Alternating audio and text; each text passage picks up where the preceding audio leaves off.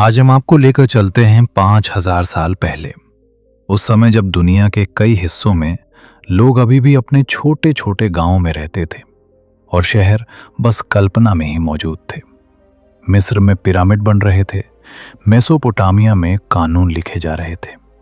लेकिन इसी समय दक्षिण एशिया के एक बड़े इलाके में एक ऐसी सभ्यता फल फूल रही थी जिसकी शहरी योजनाएं और तकनीक आज के आधुनिक शहरों को भी पीछे छोड़ दें। यह सभ्यता थी इंडस वैली सिविलाइजेशन, जिसे हम आमतौर पर हड़प्पा सभ्यता के नाम से जानते हैं।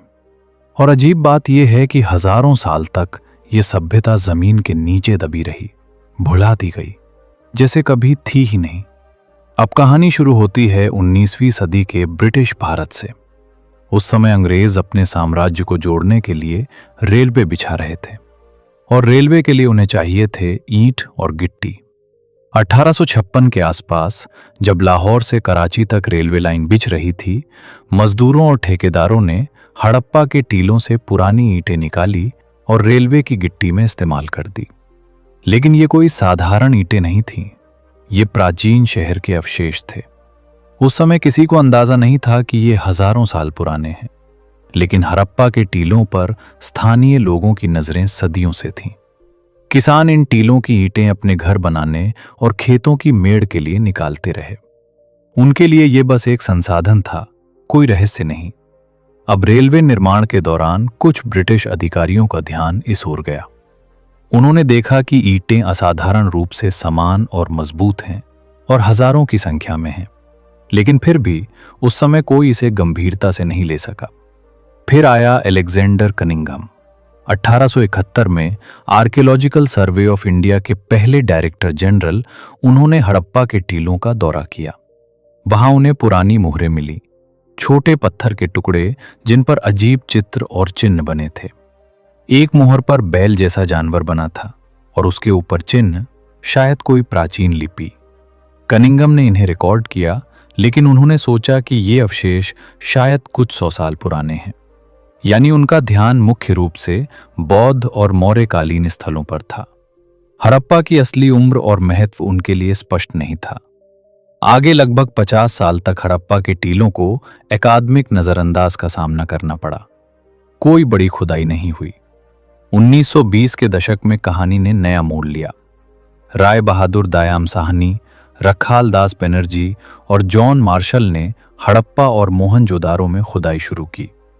1921 में दायाम साहनी ने हड़प्पा के टीलों की ऊपरी परत हटाई। जो सामने आया वो चौंकाने वाला था। सड़कें, पकी ईंटों से बनी दीवारें, संगठित शहर। उसी समय रखालदास बनर्जी मोहनजोदारो पर काम कर रहे थे। उन्होंने गहराई में खुदाई की और पाया कि बौद्ध स्तूप के नीचे एक पूरी तरह नया, पुराना और विकसित शहर मौजूद था। ये संकेत था कि ये कोई छोटी बस्ती नहीं थी, बल्कि एक विशाल सभ्यता का हिस्सा थी। जॉन मार्शल ने इन दोनों स्थलों की खुदाई को प्राथमिकता दी और ज्यादा संसाधन उपलब्ध कराए। 1924 में मार्शल ने घोषणा की, भारत में एक प्राचीन सभ्यता मिली है जो मिस्र और मेसोपोटामिया की सभ्यताओं के समकालीन थी। इस घोषणा ने पूरी दुनिया को हिला दिया। अब यह स्पष्ट था कि भारतीय उपमहाद्वीप में इतिहास से भी पुरानी विकसित शहरी सभ्यता मौजूद थी। अब जब हम जानते हैं कि हड़प्पा और मोहनजोदारो जैसी जगहें हजारों साल पुरानी हैं, तो सवाल ये उठता है, लोग यहाँ कैसे रहते थे? इंडस वैली के लोग इतने व्यवस्थित थे कि उनके शहरों की योजना देखकर आज के शहरी नियोजक भी हैरान रह जाते हैं। मोहनजोदारो और हड़प्पा के शहर ग्रिड पैटर्न में बने थे, मतलब सड़कें सीधी और चौड़ी और एक दूसरे को क्रॉस करती हुई। हर शहर में मुख्य सड़कें और छोटे रास्ते साफ तौर पर अलग होते थे। हर घर पक्की ईंटों से बना था और ये कोई छोटी ईंट नहीं थी। ये इतनी मजबूत थी कि हजारों साल बाद भी कुछ हिस्से आज भी खड़े हैं। कुछ घरों में आंगन थे जिससे परिवार का जीवन और सामाजिक गतिविधियां आसानी से होती थीं। सबसे रोचक बात यह है कि हड़प्पा के लोग जल निकासी और सीवरेज में भी निपुण थे। हर घर के पास सिंक, नालियां और सीवर था। मतलब शहर में पानी की व्यवस्था इतनी उन्नत थी कि ये आज के आधुनिक शहरों के लिए भी उदाहरण बन सकती है। अब बात करते हैं लोग क्या खाते थे। हड़प्पा के लोग कृषि पर निर्भर थे। वे गेहूं, जौ, चने और तिल उगाते थे। इसके अलावा मक्का और ज्वार भी उगाई जाती थी। मांसाहारी भोजन भी होता था। भेड़, बकरी, मछली और कभी कभार जंगली जानवरों का मांस। सबसे मजेदार बात यह है कि उनके पास भोजन संग्रह और भंडारण की तकनीक भी थी। वे अनाज को बड़े मिट्टी के पात्रों में स्टोर करते थे ताकि बारिश और कीड़ों से बचाया जा सके। व्यवसाय और व्यापार की बात करें तो हड़प्पा के लोग व्यापारी भी थे। वे सिंधु नदी और समुद्री मार्गों के जरिए मेसोपोटामिया और अन्य दूर के इलाके से व्यापार करते थे। उनके पास संगमरमर, मोती, सोना, तांबा और विशेष मिट्टी के बर्तन जैसे वस्त्र और उपकरण थे। अब आते हैं धर्म और संस्कृति पर। हड़प्पा सभ्यता में धार्मिक जीवन और आध्यात्मिकता के संकेत मिले हैं। मोहरों और मूर्तियों पर जानवरों और देवताओं के चित्र मिलते हैं। कुछ विद्वान मानते हैं कि वे प्रकृति पूजा करते थे। नदी, पेड़ और जानवर उनके लिए पवित्र थे। लेकिन कोई पुख्ता प्रमाण नहीं है कि उनका धर्म क्या था। अब सबसे रोचक बात, लिपि और भाषा। हड़प्पा के लोग लिखना जानते थे। उनके पास सिंबल्स और चिन्हों की एक लिपि थी, मगर अब तक उस लिपि को कोई पढ़ नहीं पाया। मतलब उनके बारे में हमारी जानकारी अभी भी आंशिक है। शहर की संरचना से हमें पता चलता है कि हड़प्पा सभ्यता में सामाजिक व्यवस्था भी विकसित थी। शहर में हर जगह एक जैसी ईंटें और समान पैटर्न। ये दर्शाता है कि केंद्रीय नियोजन और नियम थे। लोगों को शिक्षा और कला में भी रुचि थी। मिट्टी की मूर्तियां, मोहरे और सुंदर बर्तन इसके प्रमाण हैं। आइए अब बात करें महान शहर मोहनजोदारो और हड़प्पा की खासियत। मोहनजोदारो ये सबसे बड़ा शहर था। यहाँ का ग्रेट बाथ आज भी पुरातत्वविदों के लिए आश्चर्य है। एक बड़ा स्विमिंग पूल, जल निकासी और आसपास रहने वाले लोग, सब कुछ व्यवस्थित। शायद ये धार्मिक या सामाजिक आयोजन के लिए इस्तेमाल होता था। हड़प्पा शहर, यहाँ का प्रमुख आकर्षण था सिटी वॉल और गेट्स। शहर को सुरक्षित रखने के लिए मजबूत दीवारें बनाई गई थीं। हर घर का अपना संग्रह और जल निकासी प्रणाली। ये दर्शाता है कि लोग साफ सुथरे और व्यवस्थित जीवन में विश्वास रखते थे। जैसा कि हमने देखा, हड़प्पा और मोहनजोदारो जैसे शहरों में शहरी जीवन, जल निकासी, व्यापार और संस्कृति सब कुछ अद्भुत था। लेकिन फिर सवाल उठता है, इतनी विकसित सभ्यता आखिर क्यों समाप्त हो गई? सबसे पहला कारण जो पुरातत्वविदों और इतिहासकारों ने सुझाया वो है पर्यावरणीय बदलाव। इंडस वैली में नदी प्रणाली पर यह सभ्यता निर्भर थी। सिंधु नदी और घग्गर हकरा जैसी नदियां पानी का मुख्य स्रोत थीं।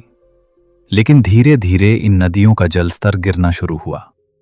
घग्गर हकरा नदी सूख गई और सिंधु नदी का बहाव भी बदल गया। इसका परिणाम यह हुआ कि खेती और कृषि संकट में पड़ गई। अनाज कम उगा, भोजन की आपूर्ति कमजोर हुई। बड़े शहरों में लोगों की संख्या धीरे धीरे घटने लगी। दूसरा कारण हो सकता है भारी वर्षा और बाढ़। कुछ पुरातात्विक सबूत बताते हैं कि मोहनजोदारो और हड़प्पा में बड़े क्षेत्र में बाढ़ आई थी।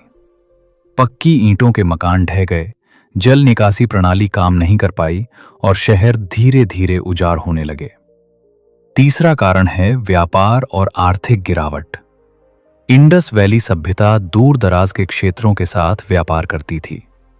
लेकिन जैसे जैसे मेसोपोटामिया और अन्य सभ्यताओं में बदलाव आया, उनका व्यापार बाधित हुआ। इसके कारण शहरों में संसाधनों की कमी हुई और लोगों ने बड़े शहर छोड़ छोटे गांवों में पलायन किया। चौथा और सबसे रोचक कारण है संक्रमण और सामाजिक बदलाव। कुछ इतिहासकार मानते हैं कि हड़प्पा के लोग धीरे धीरे क्षेत्रीय समूहों में बंट गए। शहरी संस्कृति की एकरूपता टूट गई, लोग छोटे गांवों में बसने लगे और सामूहिक जीवन का ढांचा कमजोर हुआ। इस तरह से लगभग 1900 ईसा पूर्व से 1300 ईसा पूर्व तक हड़प्पा सभ्यता का पतन हुआ। लेकिन यह पतन अचानक नहीं था, ये धीरे धीरे हुआ, कई पीढ़ियों में। शहरों के टीले बने रहे, लेकिन लोग कहीं और चले गए। यही कारण है कि हम आज इन महान शहरों को केवल टीलों और अवशेषों के रूप में देख पाते हैं।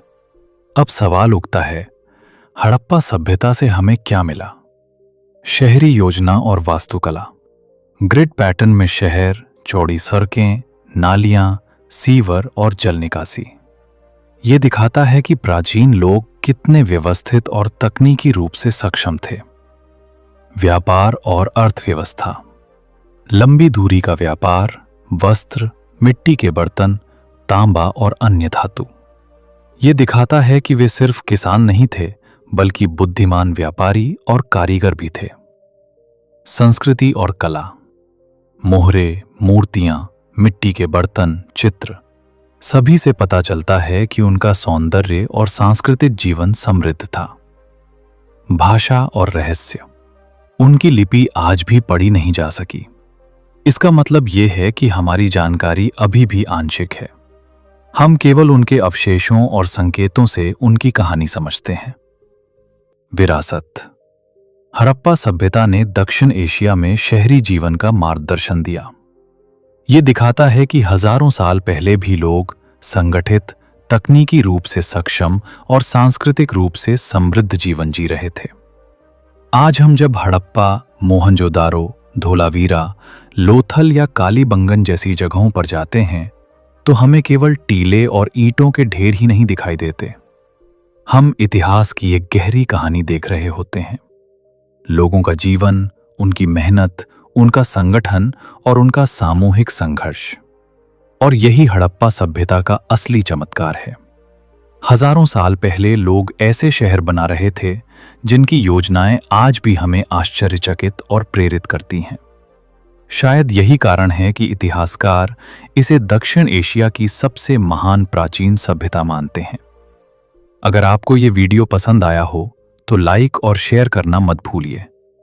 और हाँ, अगर आप चाहते हैं कि हम और ऐसी रोचक ऐतिहासिक कहानियां आपके लिए लाएं, तो सब्सक्राइब करें और बेल आइकन दबाएं, क्योंकि इतिहास सिर्फ किताबों में नहीं, बल्कि कहानियों में भी जीता है, और हम इन्हें आपके सामने लाने के लिए हमेशा तैयार हैं। धन्यवाद दोस्तों।